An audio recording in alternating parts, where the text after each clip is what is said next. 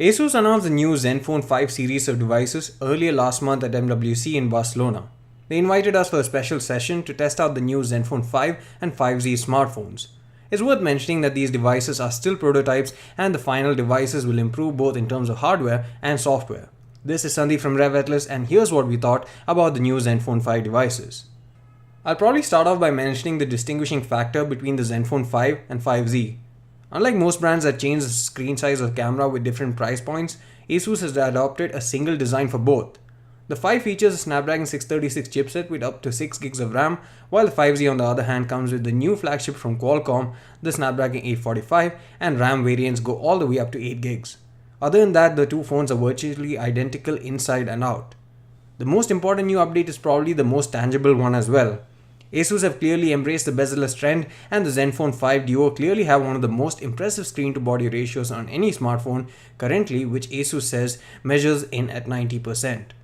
Despite having 6.2-inch screens, the phones are a whole lot smaller than say the Galaxy S8 Plus or S9 Plus, both of which also have 6.2-inch displays as well as impressively small bezels. The phones feel solid but light as well.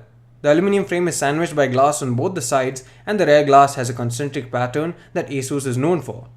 Grip is pretty good, and the rear glass does seem to have some texture that enhances the grip. There's no dual curved display here, but we are fine with that, and some may even prefer that. 2.5D curved glass is what we get. In fact, we quite like the display itself in terms of color accuracy, brightness and sharpness. The outdoor legibility is also pretty good with 550 nits of brightness, and Asus say that the final retail version will be even better than the ones we have tested. The Super IPS units have 19:9 aspect ratio, 95% DCI-P3 color gamut, as well as a resolution of 2246 by 1080 pixels. Like it or not, the notch is here to stay.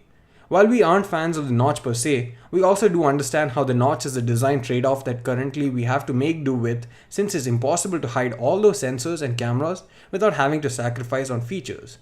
Hence, a notch is a step towards a truly bezel-less future that we have to endure for a bit longer.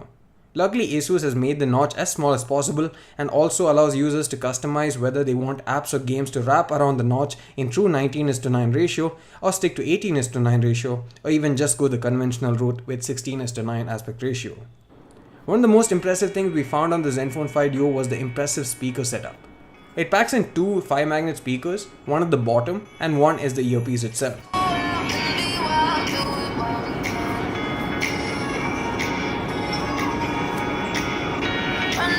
We aren't really sure whether this can trump the Razer phone in terms of output, but it's definitely one of the most loudest smartphones we've ever tried.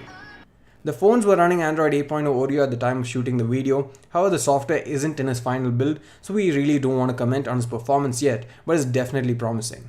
The phones come with a hybrid dual SIM slot that supports dual 4G LTE and VoLTE. The bottom houses the audio jack and the USB Type-C port. At the rear you find a vertical placement of the dual camera module. The primary camera is a Sony IMX363 unit with 12 megapixel resolution, 1 by 2.55 inch sensor size, 1.4 micron pixel size, and f1.8 aperture with OIS. The secondary camera goes the route of wide-angle sensors as it features 120-degree field of view on the 8 megapixel f2 sensor with 1 by 4 inch sensor size and 1.12 micron pixel size.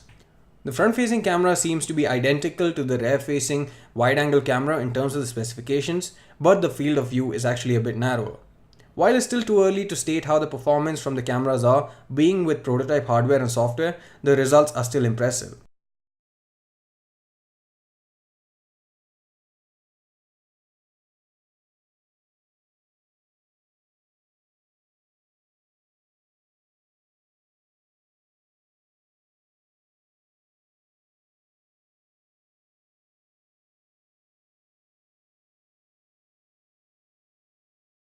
The Zenfone 5 and 5Z are most definitely coming to India, and although we do not have a release timeline nor expected pricing at the moment, if Asus manage to price this right and release it very soon, they definitely have two winners on their hands.